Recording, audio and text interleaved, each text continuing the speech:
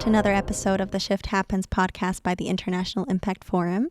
Today we're speaking with Doran and talking about his water company, Crag Water, as well as his journey to becoming a water sommelier. Doran, Hello. Thank you so much for joining us in our Shift Happens podcast. Thank you for inviting me. It's an honor to be here. So you are the bearded water sommelier. Yes.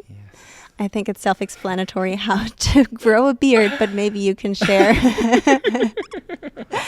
how one becomes a water sommelier and what your journey has been to become one. It makes me laugh. You know, when people talk about it, it still makes me laugh. And I think anyone, we should all be able to laugh at ourselves. It's a Absolutely. very healthy thing.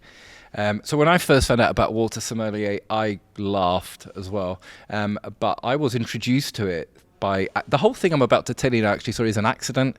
Everything you're about to hear is an accident. I didn't plan any of this, and that's why it kind of makes it so special. But basically, I bought a pub called the Crag Inn following a divorce in 2016, and I just bought it because it was failing and it was near my children, and I thought that will do. That tick two boxes for me. And so I bought this pub, and the idea at the time, because I was working abroad, was just to prove that the place wasn't viable, so that at some point in the future I could get planning permission to turn it into a house, because I knew it wasn't viable as a pub. But 6 months after I bought it, I realised that because we've got our own water supply, because we're in the middle of nowhere, I need to make sure that water is safe because we're still running as a pub. So I invited the people that drilled the borehole in 1990, a company called Blair Water in Port Shrigley, local company to us, and they came to see me, and I'd never heard anything about water up until that point. And Richard Taylor, who owns the company, walked through my door, pointed at me, and he went, the first thing he ever said to me was, "Do you know how good your water is, mate?" And I reacted like you did. Yeah. I went, "No." And he went, "I told Ian and Janet for 20 years they should be bottling it and selling, and they ignored me." I went, "Right." Wow. I said, "How do you know the water's so good?" He said, "I'm a geologist, I'm a scientist, I've been drilling water for 40 years all over the world, and this is the best water I've ever hit by a mile." I went, "Wow. What happens next?" He said, "You need to get it accredited and tested. It'll cost $5,000. It'll take 12 months. And at the end of that process, I can prove to you whether the water is as good as I thought it was or wasn't." I was like, "Wow, okay. Yeah, test it immediately. Test it." So he started testing it. And I always had this I used to have this thing with me personally before, where it used to annoy me that oil and gas companies drill holes in the ground. Yeah. And they claim ownership to what's coming out of it. And you think, hang on a minute, you didn't put it there. You didn't make it. You didn't build it. Surely that belongs to everyone on the planet. Why are you taking it out because you drilled a hole? And now I've got a hole coming out the ground with this beautiful water. Yeah. And I thought, how am I going to reconcile that? And I thought, right, reusable glass bottles. To me, it seemed absolutely obvious at the time that reusing glass is the only way a glass bottle should be used. Yeah. And, why do we wash wine glasses? Why don't we just smash those and recycle wine glasses like we do with glass bottles? Why do we treat them completely differently? And they're both glass products. Good point. Yeah. So I thought, we'll wash them, because I realised that a lot of people who are drinking bottled water buy it in plastic because glass is too heavy to carry. Convenience issue, which we've heard a bit about today. So I thought, well, what if we deliver it at people's doors so they didn't have to carry it on a subscription model? Yeah. So that we would just replenish and take the empties every time we delivered water. Would that work? Anyway, sorry, before any of that, it did work really well. Sorry, but before that, a company called Salacious Drinks on Instagram got in touch with me, an online water boutique in Washington, D.C. And I just started bottling, and they asked me for samples. And I remember at the time sending them the samples thinking, I hope it's not as good as people are telling. I hope it isn't, because I could see where this was going. This was going to cost millions to build this business and to make this. So I was kind of hoping for a way out along the way. You were forced into the path. Kind of. Yeah. And then, so I sent them the samples, and 2 weeks later we had a Skype call, and they said it was one of the finest waters they'd ever tasted. And I said, "Shut up. Why?" Yeah. And they explained why. And that was the moment for me that I realised that, hang on a minute, there's a whole conversation around water that I've never heard before, that I wasn't even aware existed, and I now need to learn more. Yeah. So I said to them, where do I go to learn more? And they said there's 3 places, but they referred me to the Fine Water Society, who run an academy called the Fine Water Academy, and you can certify to become a water sommelier. And And I thought that's what I need to do, because I didn't want to go out selling a product where everywhere I go, people love it. When I was, I go out with samples and people love it, but I can't explain why. Yeah. So I thought I need to explain why, I need to learn. So that was, in a nutshell, the story. We're now the biggest reusers of glass bottles, non-dairy in England. And we've never had a salesman, and we've never paid for an advert. Wow.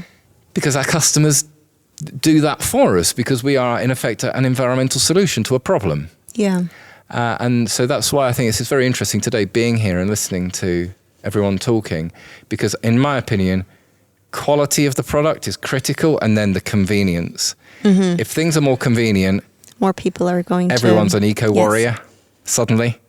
But if we're asking people to make sacrifices, no one's interested, or very few.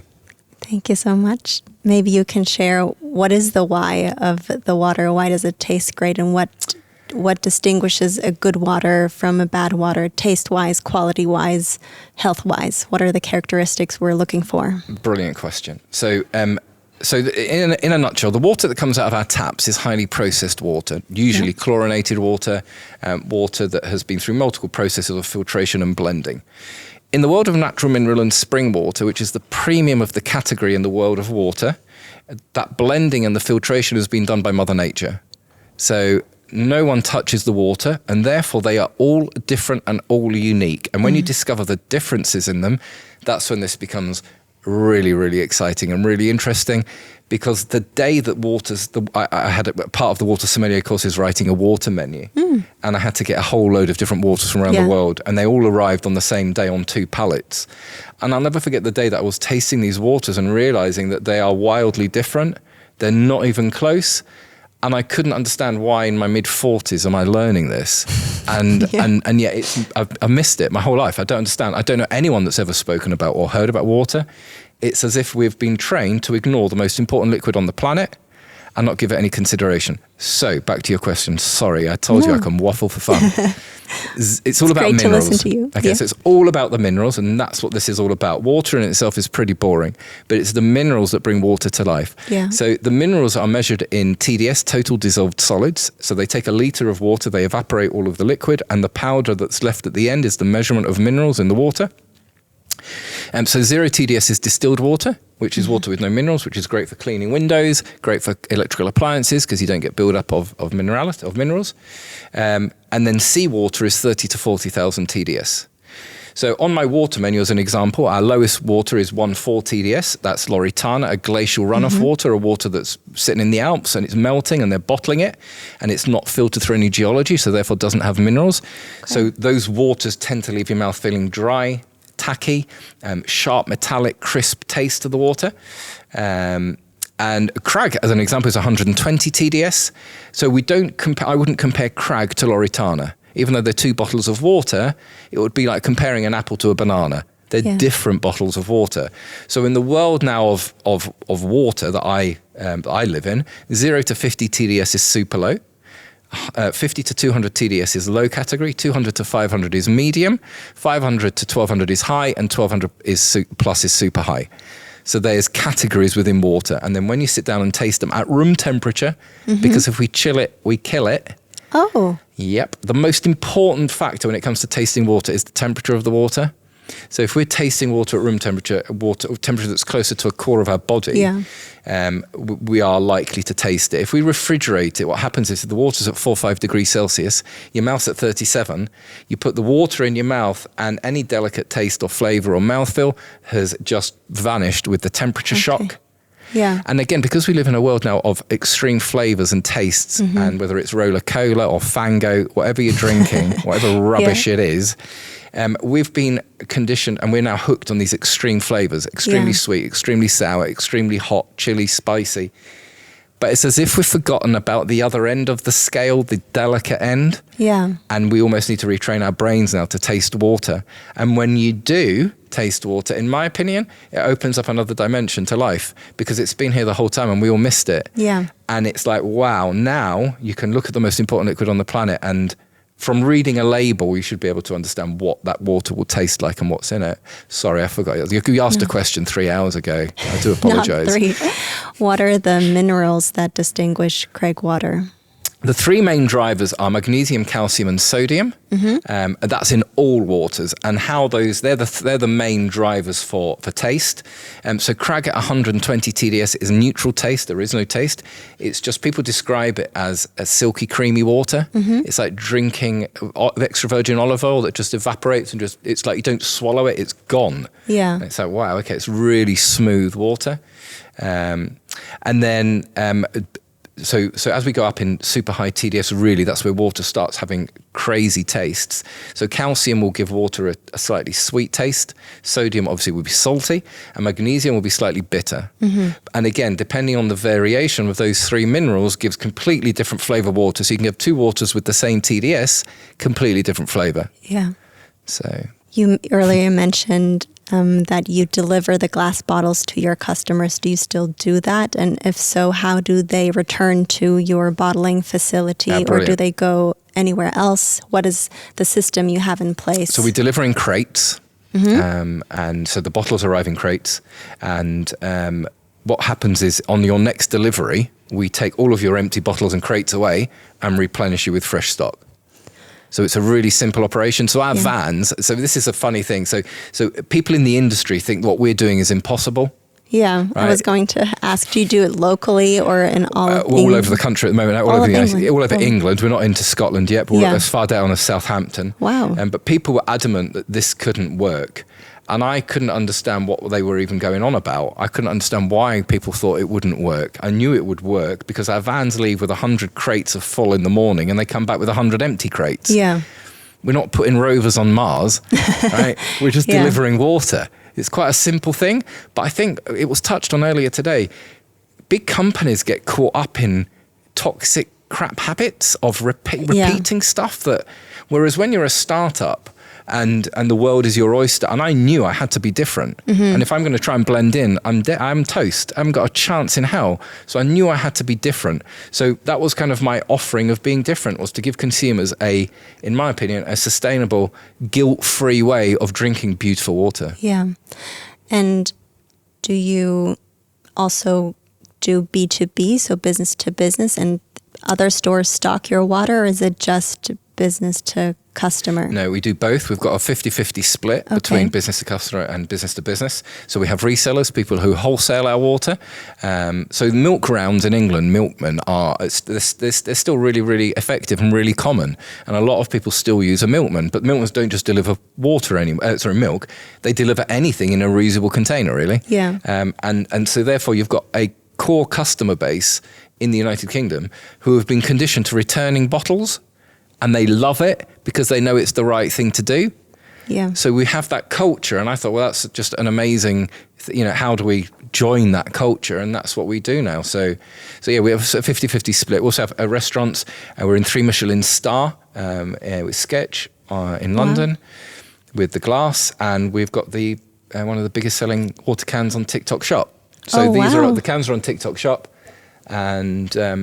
and really with the cans, the experiment was a little bit of gastro psychology, which was to put a beautiful water in beautiful packaging, and how does that impact people and their relationship with it. And generally speaking, when people hold the can, they kind of they smile. Feel cool. It makes them feel good. Yeah. Kids love it because it makes them feel like they're drinking something naughty, like a beer. Parents love it. Energy drink. Yeah. Correct. Parents love it because kids are drinking water. Yeah. So it's just a slightly different twist on it, and I'm really, really proud of it. Amazing. Would you say the taste of the water changes depending on how it's bottled? So if it's in glass bottles or the can, does that have an effect? That's a really good question. Isn't that a good question? Very good. The answer is yes. And the answer is yes because with the sparkling as an example, we have to use different carbonation techniques. Yeah. So with our glass bottle, we, believe it or not, we hand carbonate our water, which is why we have one of the most fine pearls. We're doing the tasting. You're not getting away with that. You just need to taste. Tell me what you think of our sparkling water. Thank you so much. See what you think of that. Effervescent carbonation. So there are 4 levels of carbonation. Effervescent, light, very classic, and bold. Small bubbles. Correct. Tiny, small bubbles that don't hurt your mouth. You can glug it and neck it. And it's, again, different to what 90% of the water industry seem to carbonate classic or bold. So there are 4 levels of carbonation, and everyone seems to go for higher carbonation. Yeah. And I can never drink them. It hurts my mouth. It burns my mouth. It feels like it's going to blow my nose off, and it's not a pleasant. Even San Pellegrino is not a pleasant experience for me. So I need to shake it a little bit, just get rid of some of the gas, and that's why we did that. So it's just different and unique. Very nice. Do you like it? Yeah. Yeah? I like it. You were mentioning different carbonization techniques, and in terms of taste. Yeah. So the can has to go through a carbonation machine because we can't carbonate that by hand. So I spent a lot of time, and still do, tweaking and then actually now what I'm realizing is actually the can with a little bit more carbonation makes it pop more and feel more like an energy drink. Okay. So it's almost like, okay, so the glass a little bit lower, effervescent, and then the can almost ump it up a bit and just see how people react. So we're still at the stage now, because we're a small business. I can launch a palette to TikTok. Yeah. People could come back to me and give me some feedback, which they do, and we can then tweak it. So we're kind of still at the stage where we're experimenting and learning as to see what people want. There are waters in Germany, Gerolsteiner, they do 5 levels of carbonation. I didn't know that. For their different bottles, or? Yeah, different levels of carbonation. So I think there's still, and then 4 carbonated. I know of medium and classic. That's what I'm used to, kind of. Yeah. And that just kind of proves the point that they're onto something there for sure. What role would you say has social media played in the growth and success of your business? Yeah, well, what do you think? Do you think it would have had an impact? Of course. You were mentioning earlier before we started rolling authenticity and how important that has been in your journey. So I started creating content 3.5 years ago, and now find myself in a crazy position where I think I've got the biggest following in the world of water, which is, again, a complete accident. And I didn't, I'm just grateful. Serendipity, yeah. I'm so grateful and so accidental. But yeah, I started creating content because after my situation, I lost access to my children, and I knew they were on social media. So I thought I'll start creating content, and they will remember me. And that was it. But that approach, I think, as because I didn't care what anybody said. It didn't matter that people were laughing, and I knew they were going to laugh about water anyway. But it didn't matter what anybody said, because my mission was my kids. And then it's kind of like the journey has evolved now. So the journey now is it's got so big that it's now water, and people are genuinely interested in it and fascinated by it. So on my way here yesterday, I got approached by 2 different people that said to me, "Are you the water guy?" And I went, way. Yeah. And then they want to sit down and have a chat about water. And I just think that is just absolutely spectacular, because I'm convinced this is an awareness conversation. Yeah. That's all it is. It's awareness and understanding what we're drinking, what we're buying, the differences, and then people can choose whatever they want to drink. Yeah. But I just want people to buy based on knowledge and information, and not based on branding. And in terms of knowledge and information, what would you say are the things us as consumers should look out for when we buy water in stores? Read the label when it comes to water. It's so important. And what you're going to be looking for, I don't know which camera I want to be looking at, maybe that one. So you see there we have a typical analysis. You see the typical analysis on the water? So that typical analysis exists on every bottle of natural water, even in Arabic. Sorry if I turn it around, it's on that side. Yeah. You see this? Yeah, okay. So once you know what you're looking for, you almost need to be a water detective, though. So you're looking for minerals, and if you see minerals with a source address, it doesn't matter where you are in the world, more than likely that is natural water. Okay. Now, in the United States of America, 65% of bottled water is filtered tap water, vapor distilled, purified tap water. And again, it's an awareness issue. So I just think if we keep buying the wrong water, as an example, there's a water called Smart Water. Yes, I suggest I'm aware of it. read the label on that one, because it's classic what they do. We just need to make sure that we're buying water based on knowledge and information. Yeah. And if you do love Smart Water and that's the water you want to drink, then great, fill your boots. Just as long as you know what it is and why is it different, I think is important. Would you say that natural mineral or spring water could be called like a superfood due to the minerals in it? Yes, definitely. 100%. Or super drink, I guess. 100%. Water is the answer.